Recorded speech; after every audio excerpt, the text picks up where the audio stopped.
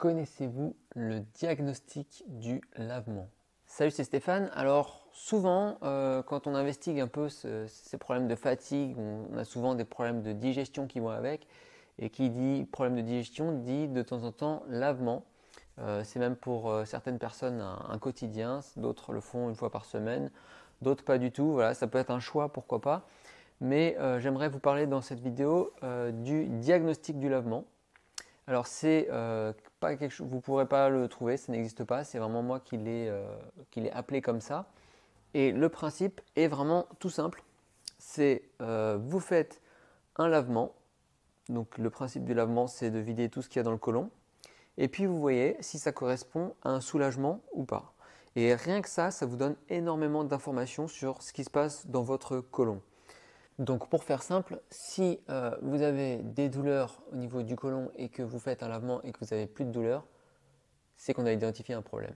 Alors pensez par exemple à vous masser le côlon et puis une fois que vous vous êtes massé le côlon, vous faites un lavement. Vous pouvez masser pendant le lavement également et puis vous remassez après, 1 heure après, 2 heures après et vous essayez de voir est-ce que ça correspond réellement à un soulagement ou non. Et là, ça vous donne vraiment une indication sur le côlon de façon isolée par rapport à l'intestin grêle, puisque le lavement ne concerne pas l'intestin grêle. Et donc, il va être vide temporairement pendant quelques heures. Et donc, s'il y a un soulagement, et ben, ça veut clairement dire qu'il y a un problème dans votre côlon. Alors, ça ne vous dit pas quel est le problème, mais quand même, ça précise le lieu du problème. Alors, il y en a beaucoup qui vont avoir des réticences, peut-être le lavement, oh là là, c'est dégoûtant, tout ça. Bon, à la limite, si vous avez des réticences, passez vos chemins, j'ai envie de dire. Les vrais fatigués chroniques, ils ne sont pas à une réticence près.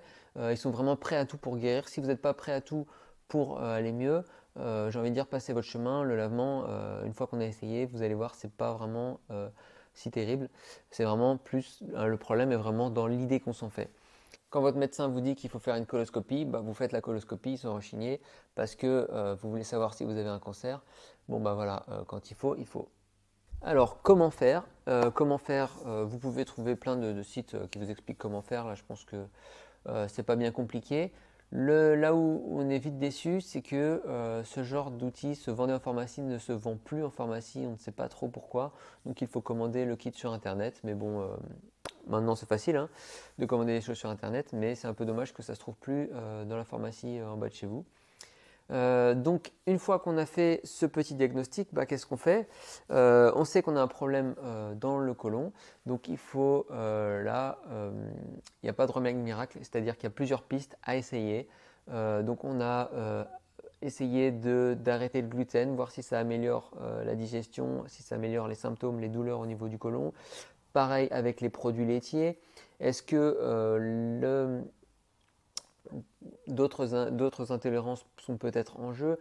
Est-ce qu'il y a des enzymes digestives qui pourraient vous aider à mieux digérer et à améliorer l'ensemble de la digestion? Est-ce que peut-être la piste des probiotiques, bien que ce soit rarement le cas, puisse vous aider? Est-ce que le jeûne intermittent peut peut-être laisser se reposer votre système digestif et peut-être apporter des mieux-être? Est-ce que vous avez peut-être des parasites quelque part? Est-ce que manger un peu plus d'ail pourrait améliorer dans ce cas-là la digestion?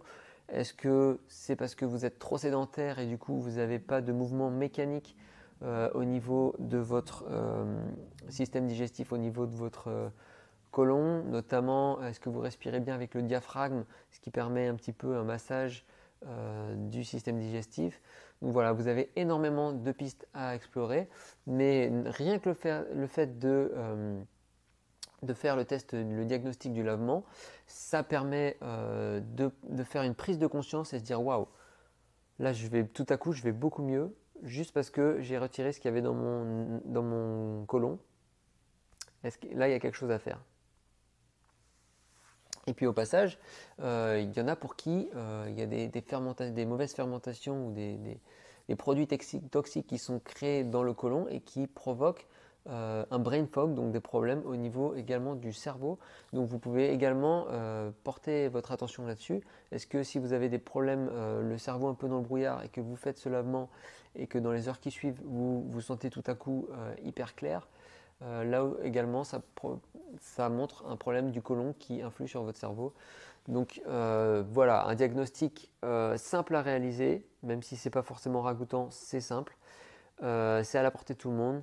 Je vous encourage à le faire et à me dire dans la description quelles en sont vos conclusions. Allez, salut!